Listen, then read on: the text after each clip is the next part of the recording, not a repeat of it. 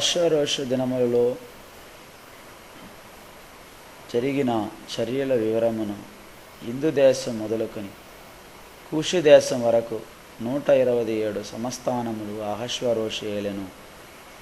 ఆ కాలమందు రాజైన అహష్వేరోషు షూషను కోటలో నుండి రాజ్య పరిపాలన చేయుచుండగా తన ఏలుబడి యందు 3వ సంవత్సరమున తన అధిపతులందరికీ సేవకులకును విందు చేయించెను.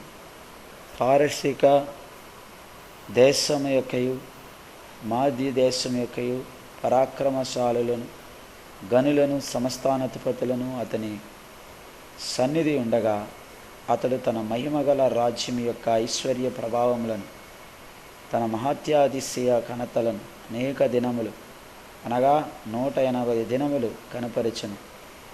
ఆ దినములు గడిచిన తర్వాత రాజు షూషను కోటలో ఉన్న అల్పులేమి గనులనేమి జనులందరికీ రాజు కోటలోని తోట ఆవరణములో 7 దినములు విందు చేయించెను.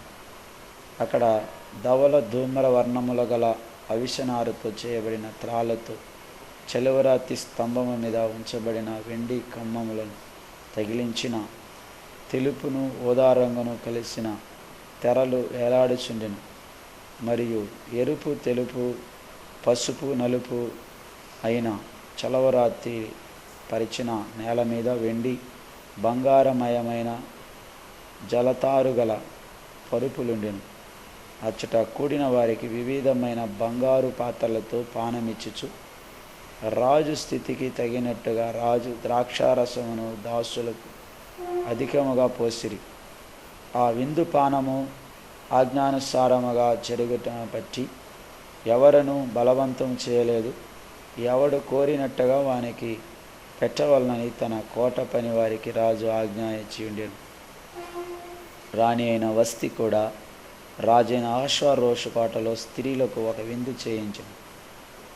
7వ దినమందు రాజు ద్రాక్షారసం త్రాగి సంతోషముగా ఉన్నప్పుడు కూడి వచ్చిన జనమునకును అధిపతులకును రాణి అయిన వస్తి యొక్క సౌందర్యమును కనపరచవలనని రాజ కిరీటం ధరించుకొనిన ఆమెను తన సన్నిధికి పిలుచుకొని వచ్చినట్లు రాజైన అహష్వేరోషు ఎదుట ఉపచారము చేయు మహమానం బిజ్దా వర్బాన లిగ్ద అవగ్ద బేతరు కర్కసు అను 7 నపుంసకులకు ఆజ్ఞాపించెను.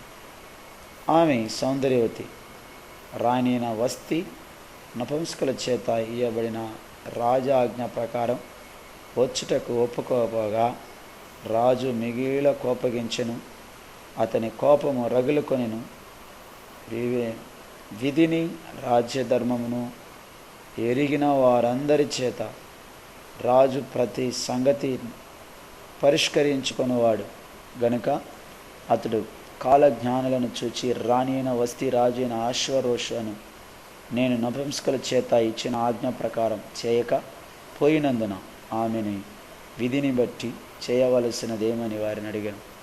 అతని సన్నిధిని ఉండి రాజు ముఖమును చూచుచు రాజ్యమందు ప్రథమ పీఠముల మీద కూర్చుండు పారసీకుల యొక్క మాదీయుల యొక్క 7 ప్రధానులు ఎవరనగా కర్షేన, షెతారు, అద్మతా, తర్షిషు, మెరను, మెర్సెన, మెముకాను అనువారు. మెముకాను రాజు ఎదుట ప్రధానుల ఎదుటను ఇలాగ ప్రత్యుత్తరం ఇచ్చాను. రాణి అయిన వస్తి రాజు ఎదుట మాత్రం కాదు, రాజు అయిన అహష్వేరోషు యొక్క సకల సంస్థానంలో నుండి అధిపతులందరి ఎడలను జనులందరి ఎడలను నేరస్తురాలాయను. ఎలైనగా రాజు అయిన అహష్వేరోషు తన రాణి అయిన వస్తిని తన సన్నిధికి పిలుచుకొని రావాలని ఆజ్ఞాపింపగా ఆమె రాలేదని సంగతి బయలుపడగాని స్త్రీలందరూ దాన్ని విని ముఖం ఎదుటని తమ పురుషులను తిరస్కారం చేయదు. మరియు పారసీకుల యొక్క మాదీయుల యొక్క నాయక పత్నులు రాణి చేసిన దాని సమాచారం విని రాణి పలికినట్లు ఈ దినమందు రాజు యొక్క అధిపతులందరితో పలుకుదురు. దీనివలన బహు తిరస్కారమును కోపమును పుట్టును.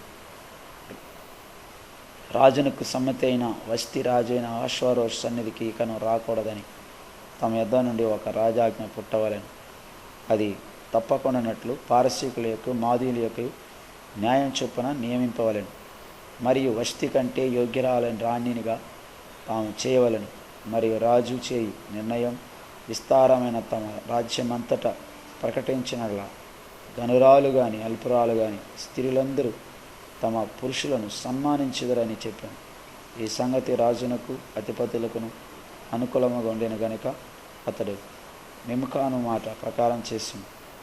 ప్రతి పురుషుడు తన ఇంటిలో అధికారిగా ఉండవలనని, ప్రతి పురుషుడు తన స్వాభావిక అనుసరించి తన ఇంటి వారితో మాట్లాడవలనని ఆజ్ఞ ఇచ్చి, ప్రతి సంస్థానమునకు దాని రాతరా ప్రకారముగాను ప్రతి క్షణమునకు దాని భాష ప్రకారముగా రాజు తన సకలమైన సంస్థానాలకు దానికి వచ్చిన తాకీదులను పంపించెను.